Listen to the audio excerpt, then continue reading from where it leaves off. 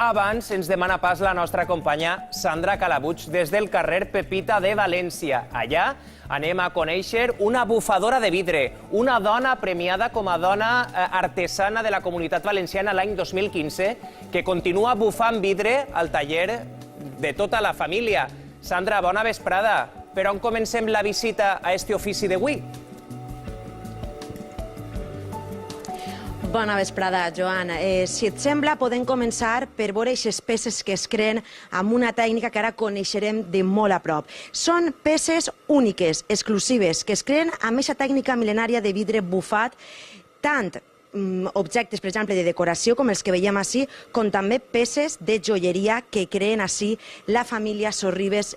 Sara, concretament, eixa dona guardonada, com bé tu has dit, amb el Premi de Dona Artesana de la Comunitat Valenciana, és la creadora de totes aquestes peces i ara la veiem treballar en aquests moments. Un privilegi veure com treballa amb aquesta tècnica mil·lenària que comentàvem i amb molta cura totes les tècniques també artesanals que ha après de la seva família creant aquests objectes únics.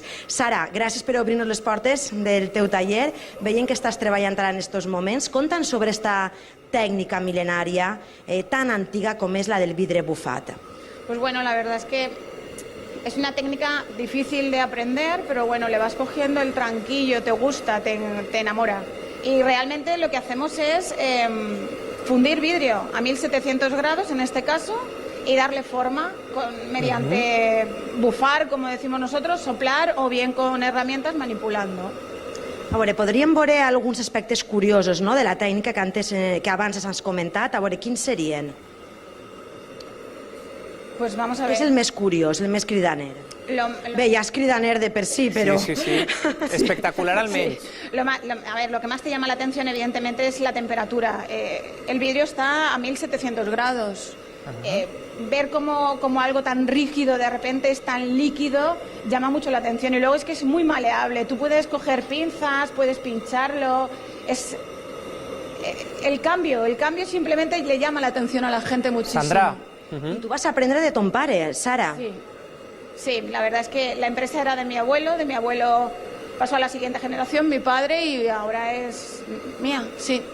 Sí, Joan, digues. Quan veiem lo dúctil que queda el vidre, sembla caramel, quan encara està calent. El més curiós de tot és que este vidre bufat serveix, per exemple, per fer productes elements per als laboratoris, per a la gastronomia, però a banda, Sara té la genialitat d'utilitzar-ho per a fer la seva pròpia col·lecció de joies. Sí, és una mostra del que hem vist abans, em comenta el meu company, tots els objectes, totes les peces que poden crear i per a diferents àmbits amb aquesta tècnica, és curiós també. Claro, la verdad es que con esta técnica podemos desarrollar muchísimo, se puede desarrollar decoración, iluminación, laboratorio, se utiliza muchísimo para laboratorio, los aparatos necesitan ser prácticos. Entonces, mejor que nosotros no lo puede hacer nadie. Pero bueno, puedes hacer de todo, joyería, iluminación. Realmente a nosotros los clientes nos vienen con proyectos y nosotros desarrollamos el proyecto. Es la pieza especial, la que justamente necesita él. En eso radica mi empresa. Exactament, i amb les joies que hem vist també, que és curiós, i ahí també serà molt minuciós el treball. Las joyas que nosotros desarrollamos son joyas únicas. La clienta entra por la puerta, se le mide el dedo, tenemos un orfebre que hace la plata y se le ajusta el vidrio. O sea, son piezas totalmente personalizadas. Yo digo que mi joyería es para gente con personalidad, porque cada pieza tiene su personalidad. I ara, per exemple, en quin punt ens trobem del procés? Què és el que estaries fent ara i quin seria el següent pas? Pues el tema es calentar el vidrio, entonces nosotros tenemos que calentar el vidrio hasta el punto de estar prácticamente líquido, ¿vale? Sí. Y cuando ya lo tenemos líquido, lo que hacemos es o bien chafarlo con herramientas o bien soplar. Podríem veure, per acabar aquesta imatge? Vamos a soplarlo sobre la piedra y vais a ver cómo el vidrio agarra la piedra, es como que se funde con ella. I així acomiadem, veient aquesta imatge tan curiosa i tan única i especial. A veure, Sara. ¿El qué, perdón?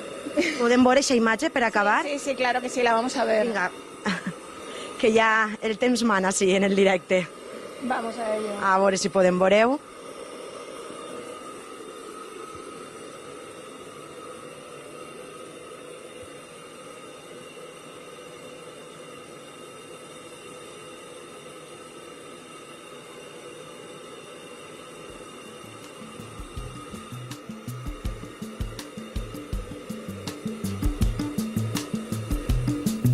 Quina meravella, que ens quedem assombrats veient coses que abans eren típiques.